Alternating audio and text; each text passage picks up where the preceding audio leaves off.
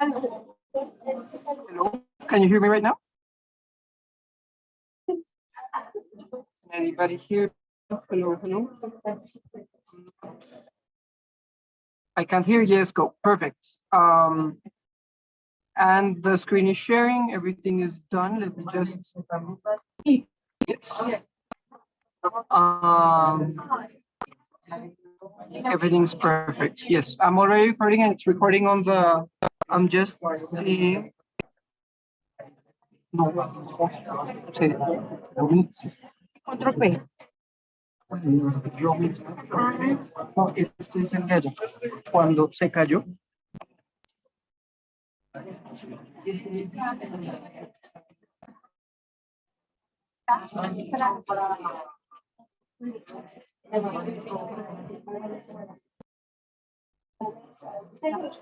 Me dices cuando ya puedo presentar.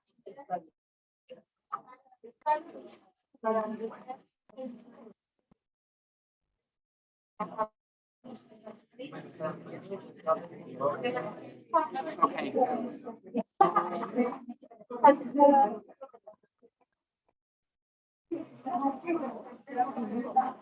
Yes. Claro. Pues, ¿estás ahorita?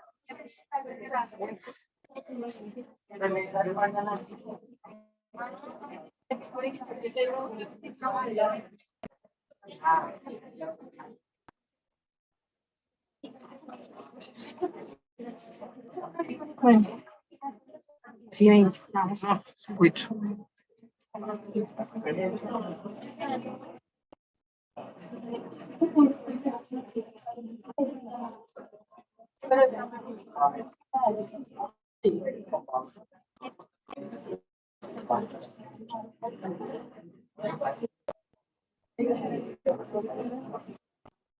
Okay. ¿Ya? Buenos días. Entonces, vamos a dar inicio a la masterclass Food Design Entrepreneurship Designing Food Brands of Tomorrow. Invitados Juan Rubiano, modalidad presencial. Les presento a Juan Rubiano. Él es ingeniero químico y food designer de Bogotá, Colombia. Es apasionado en impactar a las personas y el planeta a través de la innovación de productos y procesos con un enfoque desde el diseño para la justicia social. Es el cofundador de Koji es Transformación, un laboratorio de food design que creó Koji Burger como una marca que busca sobreponerse a las actuales barreras en el mercado de la carne colombiana, con una innovación tecnológica inspirada en Japón y una atención en el detalle en la obtención de fuentes y prácticas sustentables en la industria de la carne de res. En el offline School Food Design es líder de sinergias donde busca construir relaciones alrededor del food design, tanto online como offline a través de la educación. Le damos la bienvenida. Muchas gracias, Lida. La presentación va a ser en inglés por términos, pues todos los disponibles en la traducción simultánea. Es por temas más que todo de la grabación, pues, las personas que nos acompañan de manera online. Esta es una presentación y una abrebocas para ustedes, también en continuación con lo que venía de la charla de Francesca y la espiritualidad del food design hacia la aplicación del food design en una marca como lo es Koji. Well, then we should start this wonderful presentation. Thank you everyone for being here. Thank you everyone who's also online, and I hope you really enjoy this presentation. This is who I am. My name is Juan Sebastián Rueda Ochoa. I'm a chemical engineer from Colombia's National University. I did a graduate certificate course in food product design by Professor Alejandro Calera, who we actually shared this space yesterday with one of his presentations here at the same time. I'm the co-founder of a food design lab called Koji Transformación and our first innovative food product brand, which is Koji Burger. I'm the head of synergy at the Online School of Food Design, where I work with Francesca and Joshin, and I hope you really enjoy this presentation. First of all, I would like to open this presentation with a quote of great advertising guru Leo Burnett, which is curiosity about life in all its aspects, I think, is still the secret of great creativity. Most of you, if you come from the creative background and not from the engineering or technical background, as I do, you may see creativity as the key aspect that actually motivates your professional life. For me, creativity has been a complementary motivation to my life because of the more technical backgrounds where I come from. So in this aspect of food design and entrepreneurship is actually combining my knowledge of food design, my technical knowledge as an entrepreneur, and applying it to the entrepreneurial world. Now, this is, if we could just see the food design systems that have been established by Dr. Francesca Sanpolo, in which we see that there are different levels of interaction around food design. If we, for example, concentrate on eating design as this core principle and the circle that actually helps us originate all of the food design different subdisciplines, we can then go into design for food, design with food, and finally into food product design, which is what I currently develop. In this interaction is of design for food, design with food, and food service design, which is this circle that we see right here, we get food product design. This subsystem is actually encompassed into three bigger subsystems, which is critical food design, food system design, and sustainable food design. This encompassing the Francesca Sampolo's work of a whole and sustainable food system, which we can all interact in conjunction with one another and our living environment. So apart from that, we go into the food product design aspects. This encompasses a pyramid of production, management, and marketing of the food product. But something is actually missing in this pyramid.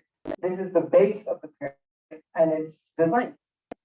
If we see the design in this food product pyramid, design is basically a thought process. And this thought process, we think to transform, we think to sell, and we think to make things. Basically, marketing is all of the encompassed aspects that we need to sell a food product. Production is a way to transform raw materials into the actual food product that we're developing. And management, people, resources, logistics is basically making things happen. Why is design at the top?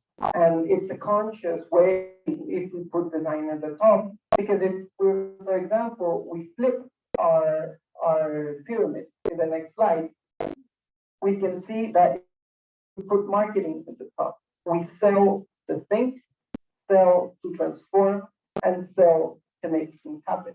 In this way, our pyramid is actually not balanced, and all of the points of the pyramid are not balanced, but marketing takes the lead. And if marketing takes the lead, we develop food products in order to sell, and it's basically what the consumer market of goods has been in our food system right now. If, for example, flip it again and see that management is the one that actually has the higher hierarchy in the pyramid, we basically make things happen so we can sell. We make things happen so that we can think, and we make things happen so we can perform.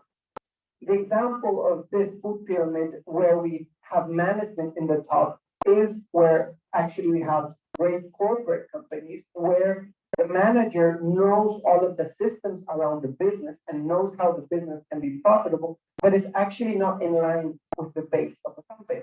We see many companies where the CEOs and the C-suite of the company make the decisions, but we can see that the marketing side, the thinking side, and the production side are not actually ingrained within the food company as a whole. Now, for example, if we take production, and production is we take transformation of a raw products to make things happen, to sell, and to think. What we have basically is a technologically based company. And this is actually how Koji Burger started. It started with the production side, it started with the technological development, but actually what they don't teach in engineering classes is they don't teach us how to make things happen. They don't teach us how to sell, and they don't teach us how to critically think about business.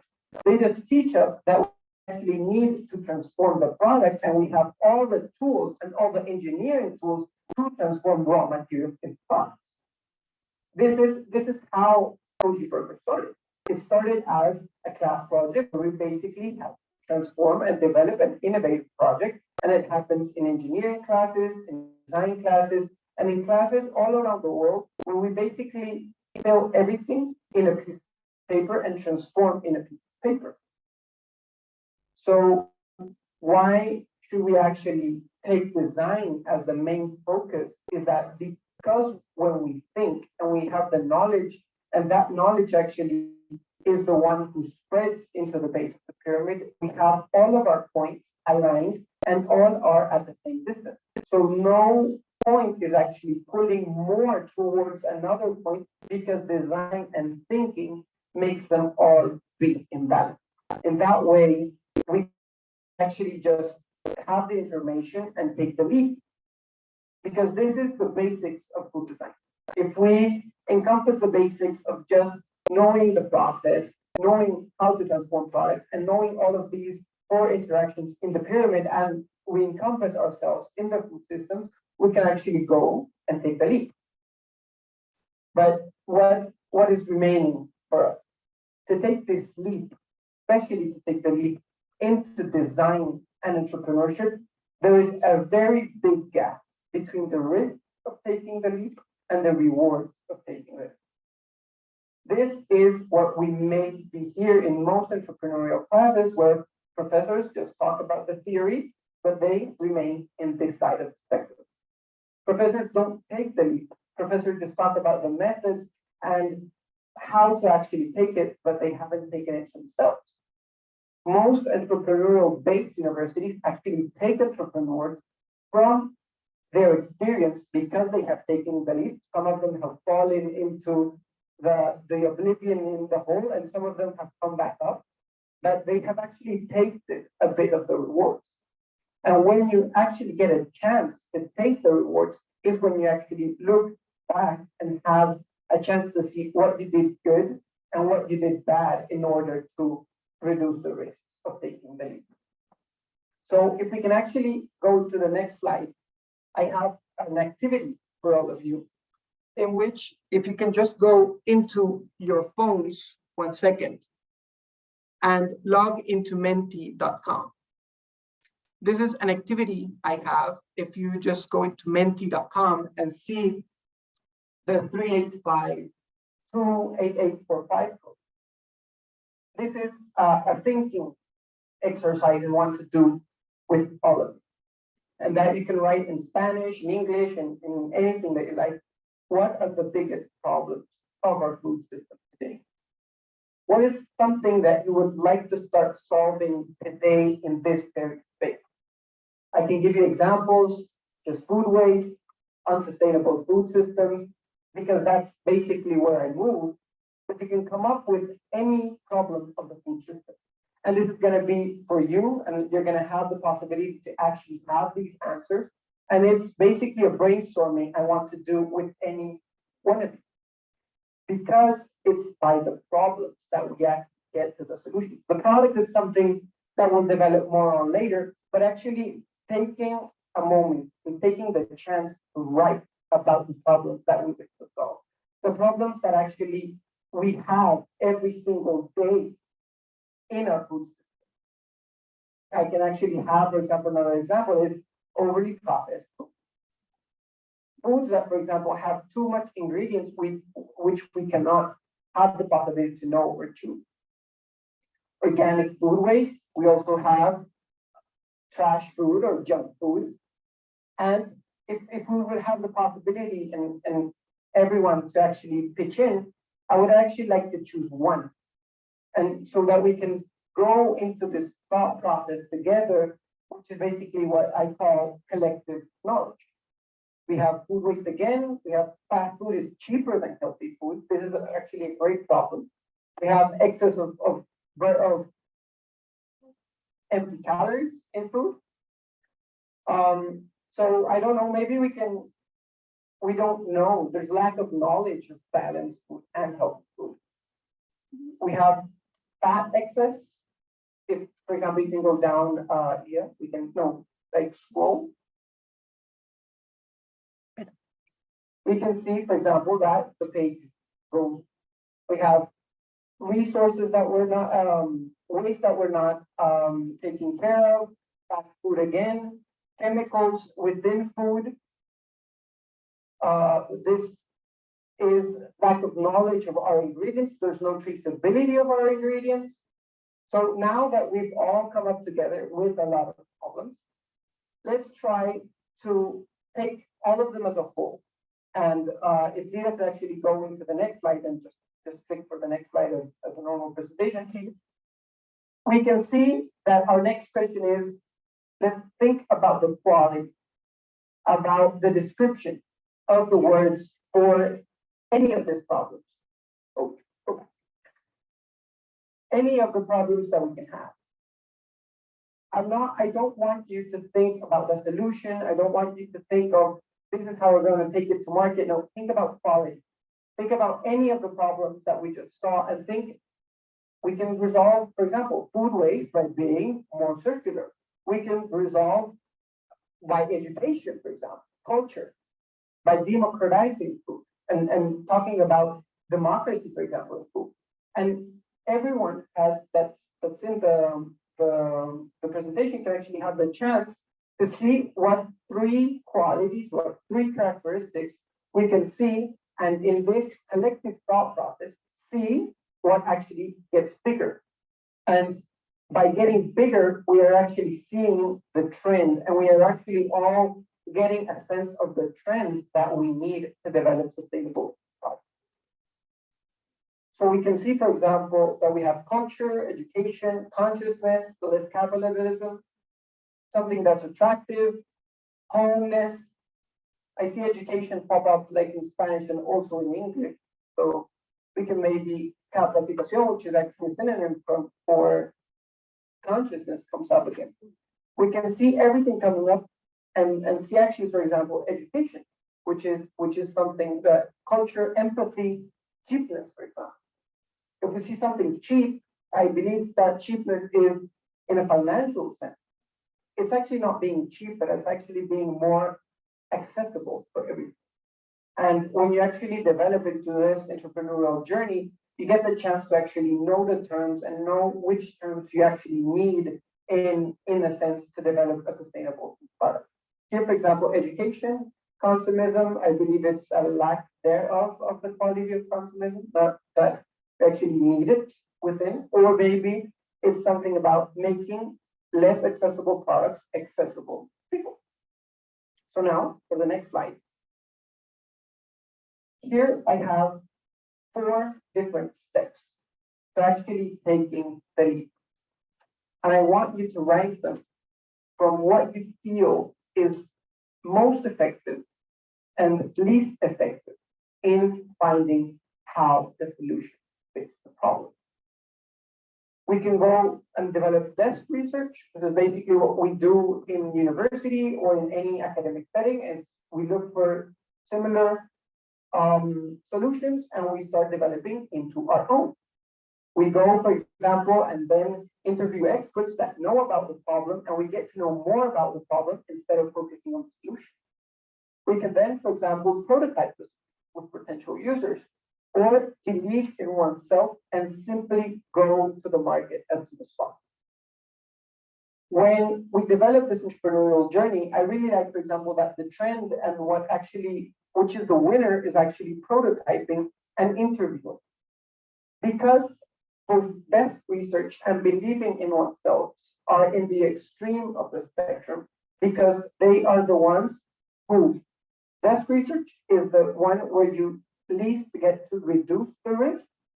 And in believing in oneself, we're basically embracing the risk.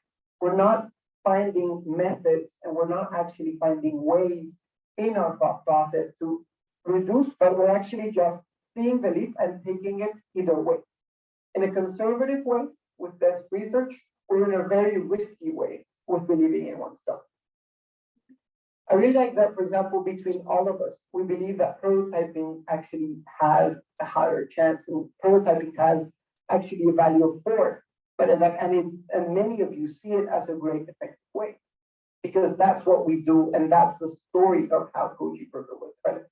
Koji Burger has been developed is thanks to prototyping, and we have basically become experts in food product prototyping, because prototyping and seeing it with users, it's what's actually necessary for all of us to get our food products to the market.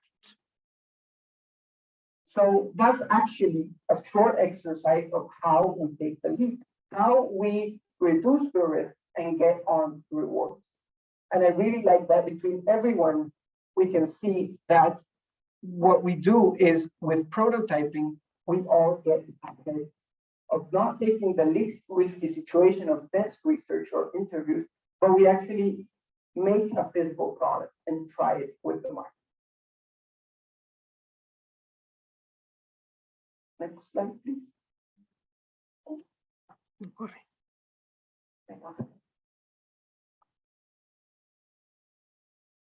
Now,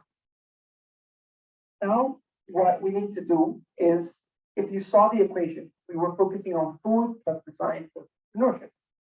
Let's focus now on the design aspects of the business. And let's focus now on design plus entrepreneurship. As we've previously discussed, what we need to do actually is don't focus on our solution, which is very, very small. And this is what they teach in all entrepreneurial and business development courses. But we need to focus on our client.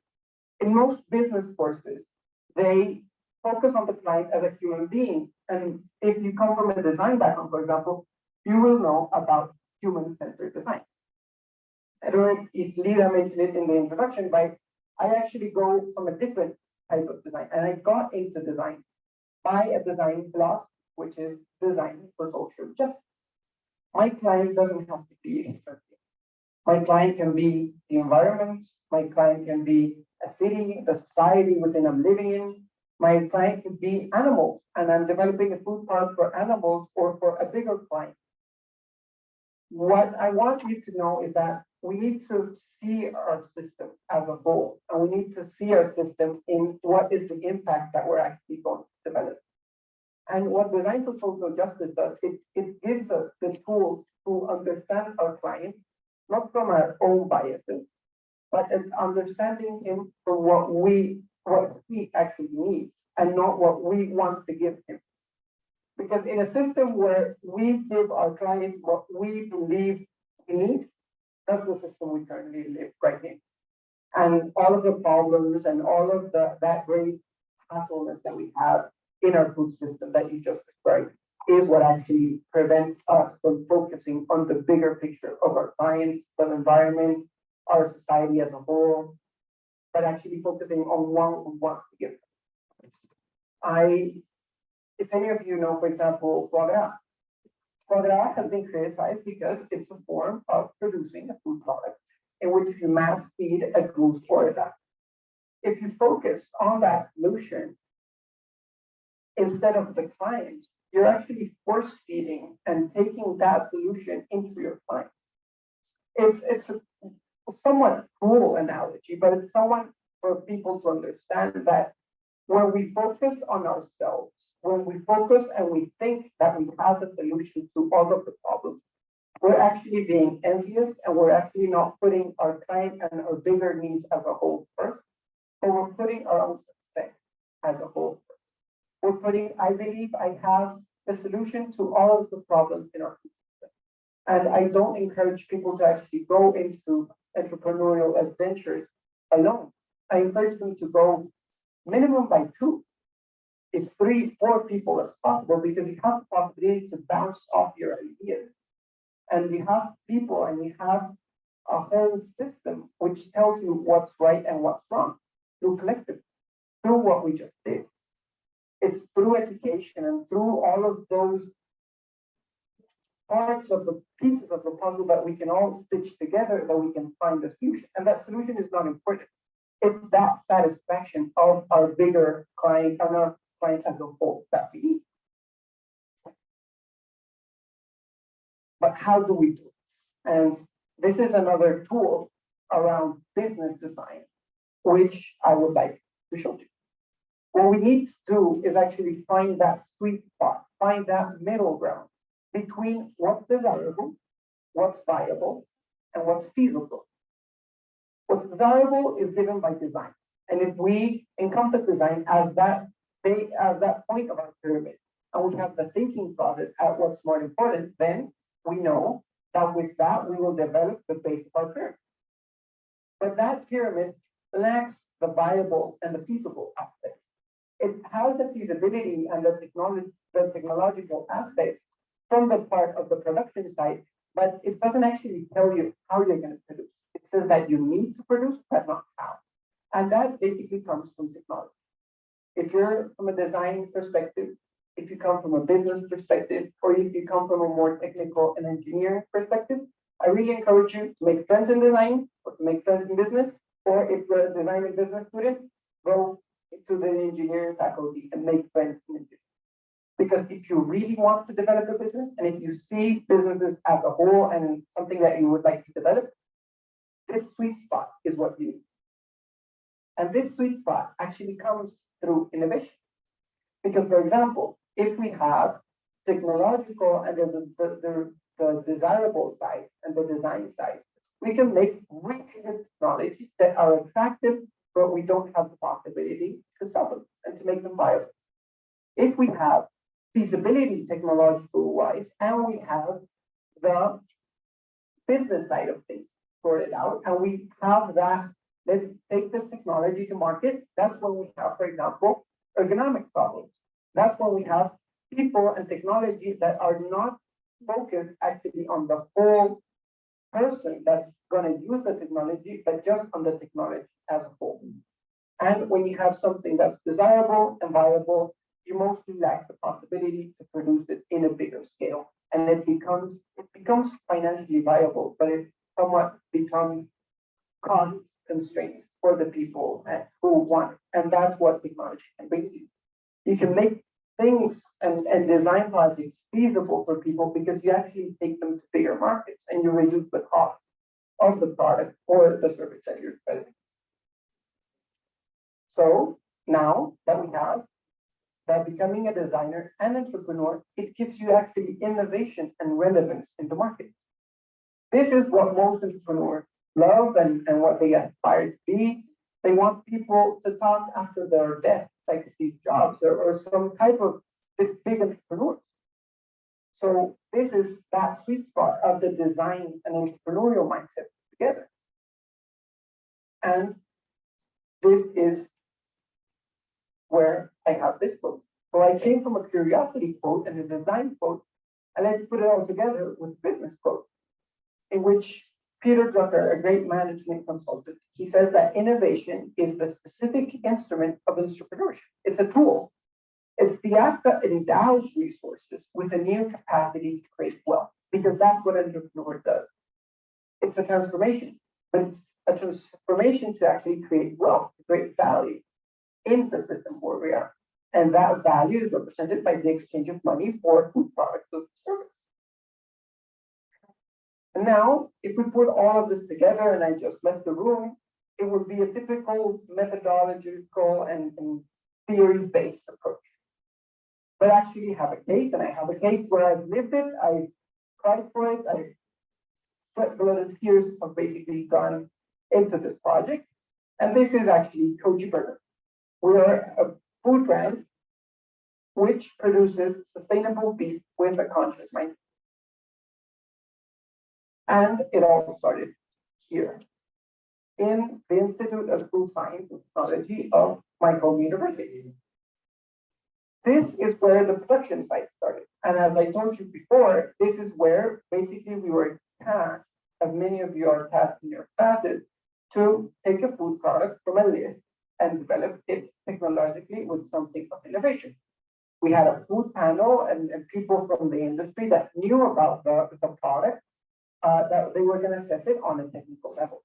So we needed to know how we were going to transform it, microbiological aspects, all of the, for example, temperatures and pressures and everything that from an engineering perspective, most people like, enjoy, and they see the fun in developing a food product with those types of variables. I particularly really enjoyed it and had the food product as something really proud for myself as an engineer, because I actually took this class in fifth semester when it was a class for people of ninth or tenth semester where they actually had their life, their academic life a little bit more sorted out. I didn't, and I basically just took a risk taking a class because it fitted my schedule, and I thought that maybe by taking it, I may learn something before the people actually going out of university at that point. So that's how I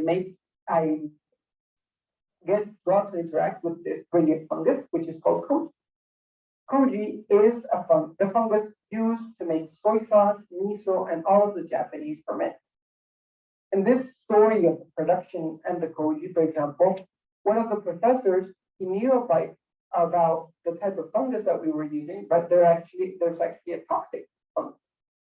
So he said, hey, how do I know that you're not going to get a disease by putting a mysterious fungus you bought from Amazon, the first fungus from Amazon, into a food product that you need to develop or make people to eat it? That's where I got to really learn and encourage. He basically said, no, you can't develop it. And I said, I can. I've seen it before. I've seen it from chefs in the United States and in other references. I want to develop this here and in your facility. He put all of the production side against me. He actually said that we couldn't. And grade-wise, for example, that first interaction, that first report that we gave him, they actually didn't give us a passing grade. We were the only group that didn't have the first cohort of the project.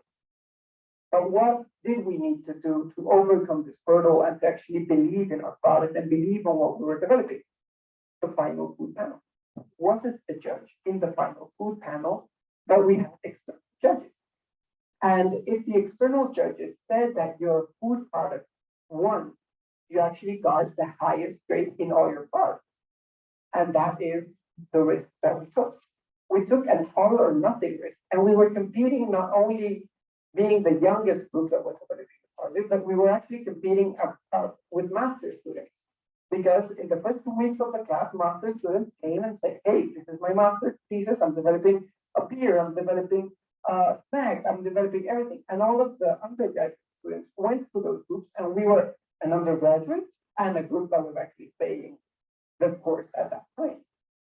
So I actually got there. We were the first team to get into the microbiology lab and say that our product was food safe.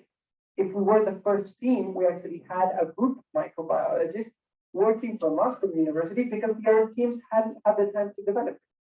We, in a business sense, were faster to the market than any of our other competitors. And we saw it as an opportunity to take the labs of the university to develop a food product, which was basically free for us, because what the professor needed was a report, and he needed to grade and have that it. But for us, the knowledge and the information and the resources that were giving to us were actually really good to develop the process of aging with koji that was developed. That's how we actually got to the production side of it.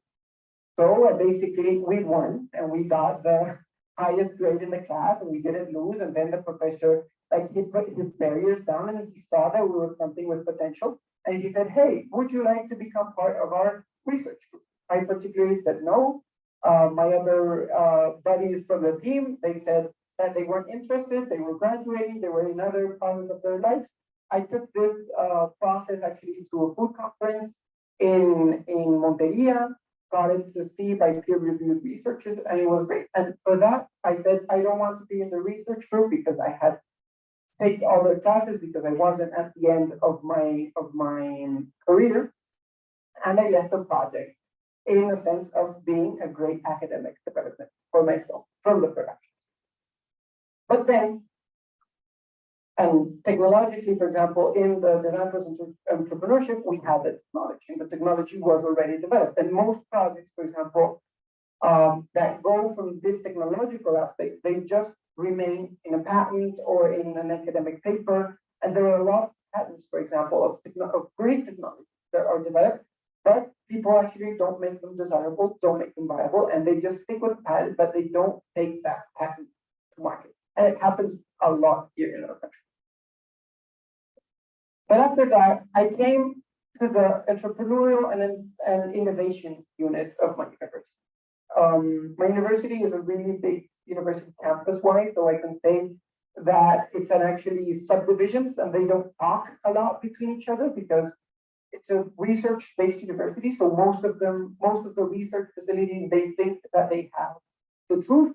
So business thinks they have the truth, engineering thinks they have the truth, design thinks they have the truth, but I have actually known all of their truths between my path and going between faculties, and that's why I encourage you to make friends with different faculty members because it's great. So with this aspect of being in the business unit, I took a business class and I've been part of the business unit for about 2 years now. We developed the marketing side. We developed the management side. I met with my business partner, which is a business student. She's finishing up her studies. We met there in the class and we actually started a project developing another product. Because I had the burger project within, I said, I don't want to bias her and be like that savvy engineer that goes in the business. Hey, I have the technology, you guys don't know anything, want to be my project? No, I didn't go that way. Basically, our first project failed. Again, it failed again, and the professor said, I don't think this is viable, and I don't think that you can actually develop what you want to develop for the project of the class. Maybe look for another project. And when that project failed, I proposed that if you take the business side of the burger aspect, and she said yes, another classmate said yes, and that's when we start developing this. So always go and be open of what you're gonna do. Don't push your view first. Listen first. Because when you listen first, you can react. And think of it as in a fight. If you defend first, you already get to know your competitor's moves and you know his weak spot and you know how to interact and you know actually how to come off. And that's the way of why listening, why taking that time, for example, as full and seeing everything as opportunities and ways to listen for opportunities. So I was open, we developed this first project, it failed, and now that I have the feasible aspect, the production aspect from this side, we can go into the managerial and marketing aspects of the burger stand. In the business sense and in this tool, we actually had the Bible of the business. We had our cost structure, we knew how we were going to pay ourselves, we knew everything about basically all business courses, and being here, for example, in the Cámara de Comercio is actually quite astonishing because here, for example, they teach you that you need to incorporate this business as soon as possible, but they don't tell you about the taxes and everything. So we knew a lot about that. We knew about technology, but something was missing. And the tools that you see here, they have that gap of design. And that actually came through curiosity. We could actually launch a business in that time, and we could actually launch it because it was technologically viable, and we could go from a technological perspective. But we didn't choose because we thought internally that something. And that was missing was actually knowing about food design. And that is how I actually came into getting to know about food design. So coming to know about food design, I actually put my product in the market. We validated our product, and that is how we are the brand that we are here today. So knowing about the aspects and the tools of food design is what actually helped me to overcome those fears of the business and technological side and actually taking the leap into proper entrepreneurship and proper food product development entrepreneurship. And that is how we get to what Coach Burger is nowadays. We are technologically 90% more efficient than any aging technology. From the sustainability and business side of things, we work with 100% grass beef here from Colombia, from regenerative ranching. And the desirableness, the attractiveness, what makes our product desirable is that we are naturally filled with umami in our burger. This doesn't happen, and that is how actually we have our pyramid all balanced and have our pyramid from the design perspective. And from the other tool, we actually have all that in balance, and we make our product desirable, viable, and feasible with the focus of our technological innovation. It doesn't happen overnight. It's something that the technological aspects, and if you see here, for example, this logo, I didn't know anything about design at this point. I was just an engineer on his classwork project. You know, validation and that business side, we said, hey, the references are that we mainly need to have a more food product. So we went with those food product colors, and then we got to know about it. We actually throw everything that we knew about branding and everything and develop something. And that's what Fuji Burger is today. This is what we do. This is my business partner, Laura. She is a business student. I do the engineering aspects of the project. And this is our company. It's CoGS Transformación. That's basically how a food design lab was born. This is where we prototype products, where if any of you need help in developing this journey, in having an idea from the design, from the business, or from the technological side, you can go, we can chat, and we can actually help you. And it's actually really astonishing that all of you thought that we need more education, and that's what I do at the online school design with Francesca and Josh. If we have knowledge from an emerging discipline such as food design, it is my task and my goal actually to spread it. And it's what I do, looking for these spaces and having the opportunity to interact with you, to talk about food design and my food design journey. Thank you to every one of you for being here, for having the possibility to listen to my talk. And thank you to Gaspo Tintan, to Viviana, to Lida, to everyone here, because I really hope that we put more innovative food products in our market from Colombia and to the world.